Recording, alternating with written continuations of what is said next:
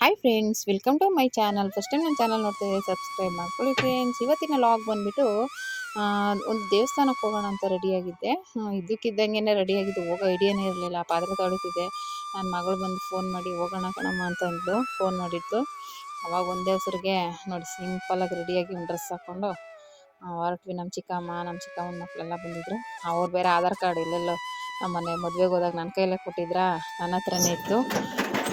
ಮತ್ತು ಎಲ್ಲಿ ಆಧಾರ್ ಕಾರ್ಡ್ ಅಂತ ಮನೆಗೆ ಬಂದು ಮತ್ತೆ ವಾಪಸ್ ಹೋಗಿದ್ದಾರೆ. ಅಯ್ಯೋ, ಆಮೇಲೆ ಮತ್ತೆ ಇಲ್ಲೈತೆ ಅಂತ ಹೇಳಿ ಆಮೇಲೆ ಬಂದು ಬಸ್ ಸ್ಟ್ಯಾಂಡಿಗೆ ನಿಂತ್ಕೊಂಡ್ವಿ. ಒಂದು 5-10 ನಿಮಿಷ ವೆಯ್ಟ್ ಮಾಡಿದ್ವಿ.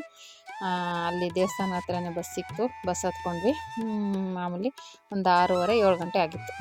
ಇದು ಬಂದುಬಿಟ್ಟು ಮಲ್ಲೇಶ್ವರಂಗೆ ಹೋಗ್ತಾಯಿದ್ವಿ. ಯಾಕೆಂದರೆ ಕಾಡು ಮಲ್ಲೇಶ್ವರ ದೇವಸ್ಥಾನ ನೋಡೋಕ್ಕೆ. ಮತ್ತು ಅಲ್ಲಿ ಇವತ್ತು ಕಡಲೆಕಾಯಿ ಪರಿಷೆ, 3 ದಿನ ಕಡಲೆಕಾಯಿ ಪರಿಷೆ ಇರುತ್ತೆ. ಅದು ಸುಮ್ಮನೆ ಓಡಾಡ್ಕೊಂಬರೋಣ ಅಂತ ದೇವಸ್ಥಾನಕ್ಕೆಲ್ಲ ಹೋಗಿಲ್ಲ. ಅಂದರೆ ಅಷ್ಟು ರಶ್ಶಲ್ಲಿ ಹೋಗೋಕ್ಕೂ ಆಗೋಲ್ಲ. ಬೇರೆ ದಿನ ಹೋಗೋಣ ಅಂತ. ಅದು ನಾನು ಹೋಗ್ತಾ ಇರೋದು 15 ವರ್ಷ ಆಯಿತು ಅಲ್ಲಿ ಹೋಗಿ. 15 ವರ್ಷದ ಹಿಂದೆ ಹೋಗಿದ್ದೆ. ಅದಕ್ಕೂ ಒಂದು ಕಾರಣ ಇದೆ. ಏನಪ್ಪ ಅಂದರೆ, ನಾನು ಮೈಸೂರಲ್ಲಿ ಸ್ಪೀಚ್ ಆ್ಯಂಡ್ ಹಿಯರಿಂಗಲ್ಲಿ ನನ್ನ ಮಗನಿಗೆ ಟ್ರೀಟ್ಮೆಂಟ್ ಕೊಡಿಸ್ಕೊಂಡಿದ್ದಾಗ ಒಂದು ಸಲ TV 9ನಲ್ಲಿ ಕಿವಿ ಕೇಳಿಸ್ತಾ ಇರೋ ಮಕ್ಕಳಿಗೆ ಈ ದೇವಸ್ಥಾನಕ್ಕೆ ಬಂದರೆ ಒಳ್ಳೆಯದಾಗುತ್ತೆ ಅಂತ ನ್ಯೂಸ್ ನೋಡಿದ್ವಿ. ಈಗ ಉಂಟೆ ಅಂತ ಬರ್ತಾಯಿತ್ತು. ಅದರಲ್ಲಿ ನೋಡಿಬಿಟ್ಟು ಅಲ್ಲಿರೋರೆಲ್ಲ ಮಾತಾಡ್ಕೊಂಡಿದ್ದೆ, ಹೋಗ್ಬಿಟ್ಟು ಬರೋಣ ಅಂದರು. ಕಿವಿ ಕೇಳಿಸ್ತಿರೋರು, ಕಾಲು ಸೊತ್ತಿರೋರು, ಅಂದರೆ ಎಲ್ಲ ವಿಕಲಚೇತನ ಮಕ್ಕಳು, ಹೇಳ್ಬೇಕು ಅಂದರೆ ಬುದ್ಧಿಮಾಂದ್ಯ ಮಕ್ಕಳು ಎಲ್ಲರೂ ಇದ್ದರು. ಎಲ್ಲರೂ ಮಾತಾಡಿಕೊಂಡು ನಾವು ಒಂದು ರೂಮಲ್ಲಿದ್ವಿ. ಹೋಗೋಣ ಅಂತ ಪ್ಲ್ಯಾನ್ ಮಾಡಿಕೊಂಡು ಅಲ್ಲಿಂದ 12 ಅಂದರೆ ತಿರ್ಗಾ ರಿಟರ್ನ್ ಬೆಳಗ್ಗೆ ಕ್ಲಾಸ್ಗೆ ಹೋಗಬೇಕು. ಕ್ಲಾಸ್ ಮಿಸ್ ಮಾಡ್ಕೊಳ್ಳೋದು ಬೇಡ ಅಂದ್ಬಿಟ್ಟು ಆಮೇಲೆ ಏನು ಮಾಡಿದ್ವಿ, ನೈಟ್ 12 ಗಂಟೆ ಟ್ರೈನ್ಗೆ ಬಂದ್ವಿ. ಬರೋ ಅಷ್ಟೊತ್ತಿಗೆ ಇಲ್ಲಿಗೆ 4:15. ಆಮೇಲೆ ಬಂದು 4:15-5 ಗಂಟೆಗೆ ಬಸ್ ಸಿಕ್ತು. ಬಸ್ ಹತ್ಕೊಂಡು ಆಮೇಲೆ ದೇವಸ್ಥಾನ ಹತ್ರನೇ ಬಿಟ್ಟರು. ಅಲ್ಲಿಂದ ಹೋದ್ವಿ. 4:15-5 ಗಂಟೆಗೆ ಯಾರೂ ಇಲ್ಲ. 4:15 3:15 ಬಂದು 4:15 ಹೋದ್ವಿ. ಯಾರೂ ಇಲ್ಲ ಜನ. ಅವಾಗ ಇಷ್ಟು ಇಂಪ್ರೂವ್ಮೆಂಟ್ ಆಗಿರಲಿಲ್ಲ.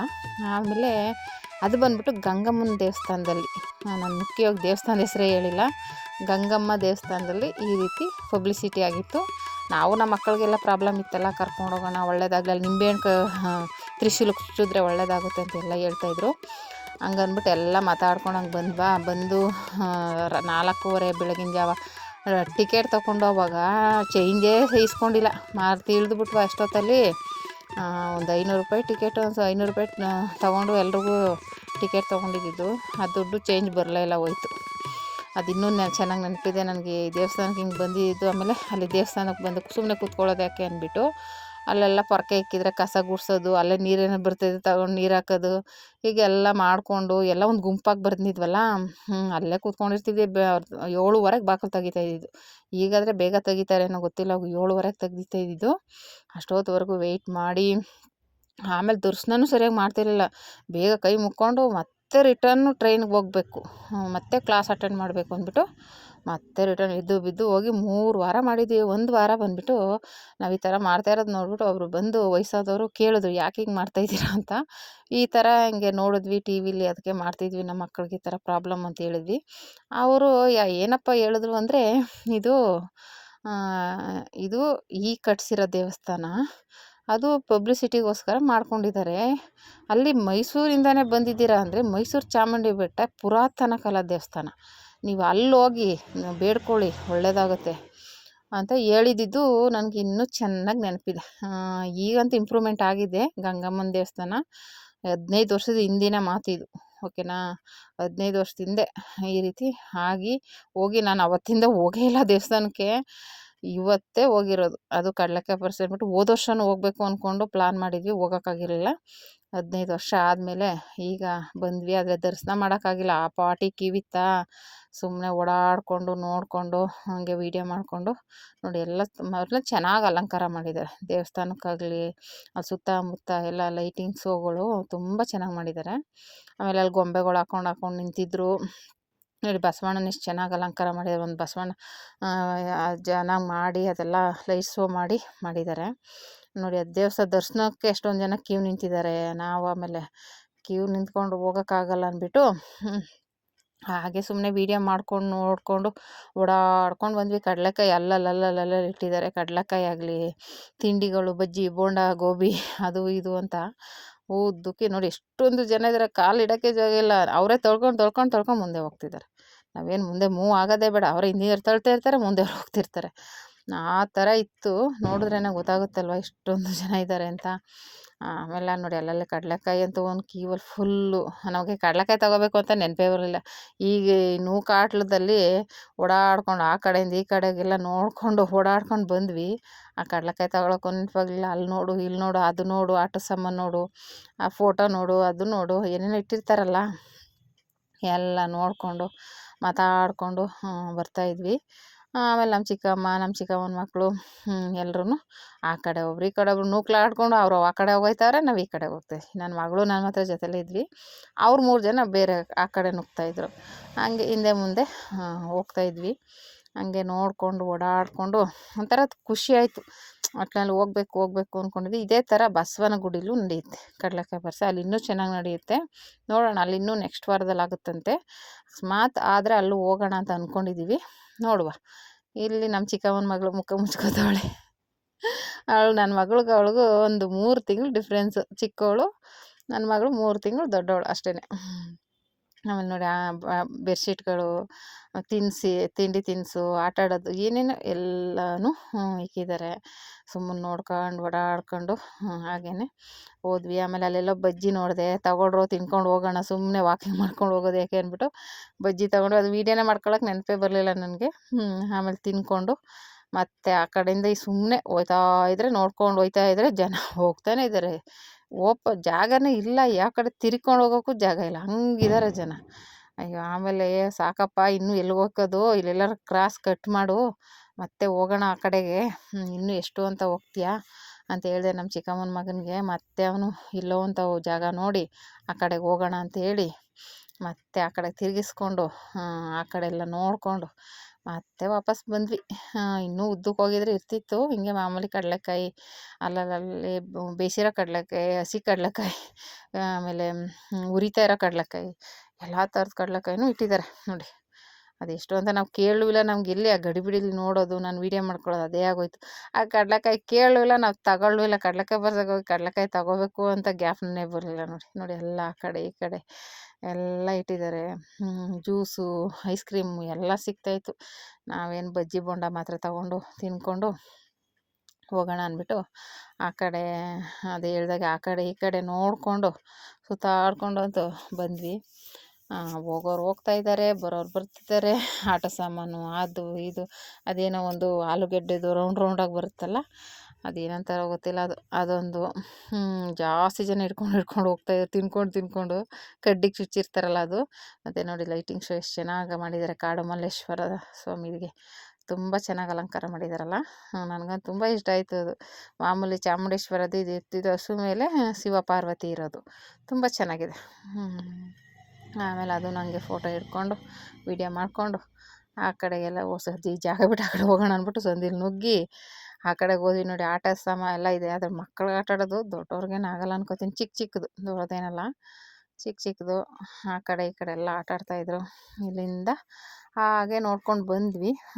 ಬಂದಮೇಲೆ ಅಲ್ಲೆಲ್ಲೋ ಒಂದು ಪಾನಿಪುರಿ ಕಾಣಿಸ್ತು. ತಿನ್ನೋಣ ಬನ್ನಿ ಅಂದೆ. ಅಲ್ಲಿ ಜನ ರಶ್ ಇದ್ದರು. ಅಯ್ಯೋ, ಇಲ್ಲಿ ಜನ ರಶ್ ಇದ್ದಾರೆ, ಬೇಡ ಲೇಟ್ ಆಗುತ್ತೆ, ಇನ್ನೊಂದು ಕಡೆ ಹೋಗೋಣ ಅಂದರು. ಅದು ಇನ್ನೊಂದು ಕಡೆ ಬೆಣ್ಣೆ ದೋಸೆಗೇ ಕ್ಯೂ ನಿಂತಿದ್ದಾರೆ. ಅಂದರೆ ಅಲ್ಲಿ ಅಷ್ಟು ಚೆನ್ನಾಗಿರುತ್ತಂತೆ ದೋಸೆ. ನನಗೂ ಗೊತ್ತಿಲ್ಲ, ನಮ್ಮ ಮನೆಯವ್ರು ಒಂದು ಸಲ ತಿಂದಿದ್ರಂತೆ. ಹಾಗಾಗಿ ಚೆನ್ನಾಗಿರುತ್ತೆ ಅಂದ್ಬಿಟ್ಟು ಅದು ನೋಡಿದೆ. ಕ್ಯೂ ಎಲ್ಲಿ ಗಂಟೆ ಇದೆ ಅಂತ ಅದಂತೂ ನೋಡಿ ಸುಸ್ತಾಗೋಯ್ತು. ಈ ಥರ ದೋಸೆಗೂ ಕ್ಯೂ ನಿಂತ್ಕೋತಾರ ಅನ್ನಿಸ್ಬಿಡ್ತು. ಅಂದರೆ ಅಷ್ಟು ಟೇಸ್ಟಿಯಾಗಿರುತ್ತೆ ಅಂತ ಹೇಳ್ತಾಯಿದ್ರು. ಹಂಗೆ ನೋಡ್ಕೊಂಡು ವಾಕಿಂಗ್ ಮಾಡ್ಕೊಂಡು ಬಂದ್ವಿ. ಪಾನಿಪುರಿ ತಿಂದ್ಕೊಂಡು ಮತ್ತು ಇನ್ನೊಂದು ಕಡೆ ಬಂದ್ವಿ. ಅಲ್ಲಿ ಒಂದು ಪ್ಲೇಟ್ 40 ರೂಪಾಯಿ. ಆಮೇಲೆ ಇರಲಿ ಬಿಡು, ಇನ್ನೇನು ಮಾಡೋಕ್ಕಾಗಲ್ಲ. ಒಂದು ಕಡೆ 40 ಇದೆ, 45 ಇದೆ, 30 ಇದೆ. ಹಂಗಾಗಿ ಹೋಗ್ಲಿ ತಿನ್ಕೊಂಡು ಹೋಗೋಣ. ಒಂದು ಪ್ಲೇಟ್ ಮಸಾಲೆ ಪುರಿ ಅಂದ್ಬಿಟ್ಟು ಒಂದು ಪ್ಲೇಟ್ ಮಸಾಲೆ ಪುರಿ ತೊಗೊಂಡ್ವಿ. ಆಮೇಲೆ ಕುಡಿಯೋಕ್ಕೆ ನೀರು ಇಟ್ಟಿಲ್ಲ, ಬಾಟ್ಲಿ ಇಟ್ಟಿದ್ದಾರೆ. ಅದಕ್ಕೂ ಎಕ್ಸ್ಟ್ರಾ ದುಡ್ಡು ಕೊಟ್ಟು ತೊಗೋಬೇಕು. ಯಾವ ಥರ ಅಲ್ಲ, ಮಸಾಲೆ ಪುರಿ ತಿನ್ನೋಕೆ ಇಟ್ಟಿದ್ದಾರೆ ಅಂದರೆ ಅವ್ರು ನೀರು ಇಡಬೇಕು ಒಂದು ಕ್ಯಾನ್ನ. ಆದರೆ ಡಬ್ಬ ಇದು ಕುಡಿಯೋ ನೀರು ಇಟ್ಟಿದ್ದಾರೆ. ಅಂದರೆ ಯಾವ ಲೆವೆಲ್ಗಿದೆ ನೋಡಿ. ತಗೊಂಡು ತಿಂದ್ಬಿಟ್ಟು ನಾವಂತೂ ನೀರು ಕುಡ್ದಿಲ್ಲ, ಆ ಕಾರದಲ್ಲಿ ಹಂಗೆ ಬಂದ್ವಿ. ಇನ್ನು ಅದಕ್ಕೆ ಬೇರೆ ಬಾಟ್ಲಿಗೆ ಬೇರೆ ದುಡ್ಡು ಇಡಬೇಕಲ್ಲ ಅಂತ. ಅಲ್ಲಿಂದ ಬಸ್ ಸ್ಟ್ಯಾಂಡಿಗೆ ಬಂದ್ವಾ. ಅಲ್ಲಿ ಬಸ್ ಬಂದೇ ಇಲ್ಲ. ಆಮೇಲೆ ಅದು ಫೋನಲ್ಲಿ ಚೆಕ್ ಮಾಡ್ದೆ ನಮ್ಮ ಚಿಕ್ಕಮ್ಮನ ಮಗ. ಇನ್ನೂ ಅರ್ಧ ಗಂಟೆ ಆಗುತ್ತೆ ಬಸ್ ಬರೋದು, ವಾಕಿಂಗ್ ಮಾಡ್ಕೊಂಡು ಹೋಗ್ಬಿಡೋಣ ಅಂತ.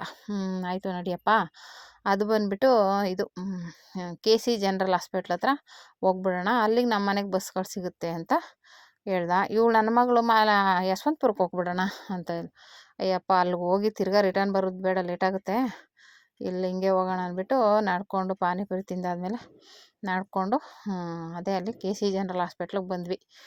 ಅಲ್ಲೂ ಕಾದು ಸಾಕಾಯಿತು. ಬಸ್ಗಳೇ ಬಂದಿಲ್ಲ, ನಮ್ಮ ಕಡೆ ಬಸ್ ಬಂದಿಲ್ಲ. ಬೇರೆ ಕಡೆ ಬಸ್ಗಳು ಹೋಗ್ತಾಯಿದೆ, ನಮ್ಮ ಕಡೆ ಬಸ್ ಬಂದೇ ಇಲ್ಲ. ಆಮೇಲೆ ಮತ್ತೆ ಯಾವುದೋ ಒಂದು ಬಸ್ಸು ಹತ್ಬಿಟ್ಟು ಅಲ್ಲಿ ಇಳಿದ್ಬಿಟ್ಟು ನಡ್ಕೊಂಡು ಹೋಗೋಣ ಅಂತ ಮಾತಾಡ್ಕೊತಾ ಇದ್ವಿ. ಆಮೇಲೆ ಫೋನಲ್ಲಿ ಚೆಕ್ ಮಾಡಿದೆ, ನಾವು ಹೋಗಿದ್ವಲ್ಲ ಅದೇ ಬಸ್ ಸಿಕ್ತು, ಅದೇ ಬಸ್ ಬರ್ತಾಯಿದೆ, ಒಂದು 5 ನಿಮಿಷ ವೆಯ್ಟ್ ಮಾಡೋಣ ಅಂತ ಹೇಳ್ಬಿಟ್ಟು ಅದೇ ಬಸ್ ಬಂತು. ಆಮೇಲೆ ಬಸ್ ಹತ್ಕೊಂಡು ಬಂದ್ವಿ. ಸದ್ಯ ಸೀಟು ಸಿಕ್ತು, ಆರಾಮಾಗಿ ಕೂತ್ಕೊಂಡು, ಏನೋ ಒಂದು 15 ನಿಮಿಷದ ಜರ್ನಿ ಅಷ್ಟೇ. ಬಂದ್ವಿ. ಆಮೇಲೆ ಅಲ್ಲಿ ಬಂದ್ವಿ, ಸರ್ಕಲಲ್ಲಿ ಯಾರೋ ಗಾಡಿಗೆ ಇದ್ದಕ್ಕಿದ್ದಂಗೆ ಬೆಂಕಿ ಹಚ್ಬಿಟ್ಟಿದ್ದಾರೆ. ಯಾರೋ ಬೇಕು ಅಂತಲೇ ತಗೊಬಂದು ನಿಲ್ಸ್ಬಿಟ್ಟು ಪೆಟ್ರೋಲ್ ಹಾಕ್ಬಿಟ್ಟು ಹಚ್ಬಿಟ್ಟು ಹೊರಟೋಗಿದ್ದಾರೆ. ಏನು ಹತ್ಕೊಂಡು ಉರಿತಾ ಇದೆ, ಏನೋ ಆಗ್ಬಿಟ್ಟೈತೋ ಏನೋ ಅಂದ್ಬಿಟ್ಟು ನಾವು ಇಳಿದು ಬಸ್ಸಲ್ಲಿ ಅಲ್ಲೇ ಸಿಗ್ನಲಲ್ಲೇ ಇಳಿದ್ಬಿಟ್ಟು ಓಡಿ ಬಂದು ನೋಡ್ಕೊಂಡು ಒಂದಷ್ಟು ಹೊತ್ತು ಅಲ್ಲೇ ನಿಂತಿದ್ದು ಕುಂತಿದ್ದು ಮಾತಾಡಿಕೊಂಡು ವೀಡಿಯೋ ಮಾಡಿಕೊಂಡು ಆಮೇಲೆ ಮನೆಗೆ ಬಂದ್ವಿ. ಈ ರೀತಿ ಕಾಡು ಮಲ್ಲೇಶ್ವರ ದೇವಸ್ಥಾನದ ಒಂದು ದಿನದ ವ್ಲಾಗ್ ಇದು. ವ್ಲಾಗ್ ಮಾಡೋಕ್ಕೆ ಆಗ್ತಾಯಿಲ್ಲ, ಲಾಗ್ ಆಗಲಿ ಯಾವುದು ವೀಡಿಯೋ ಮಾಡೋಕ್ಕಾಗ್ತಾಯಿಲ್ಲ ನೋಡಿ. ಆಮೇಲೆ ಇದು ಮಲ್ಲೇಶ್ವರಮಲ್ಲಿ ರೋಡ್ ಸೈಡಲ್ಲೆಲ್ಲ ಇರುವಂಥ ಅಂಗಡಿಗಳು, ಇದು ಸೆಟ್ಗಳು, ಬಳೆಗಳು, ಈ ಥರದ್ದೆಲ್ಲ ನೋಡಿ ತುಂಬ ಇಲ್ಲಿ ಸಿಗುತ್ತೆ.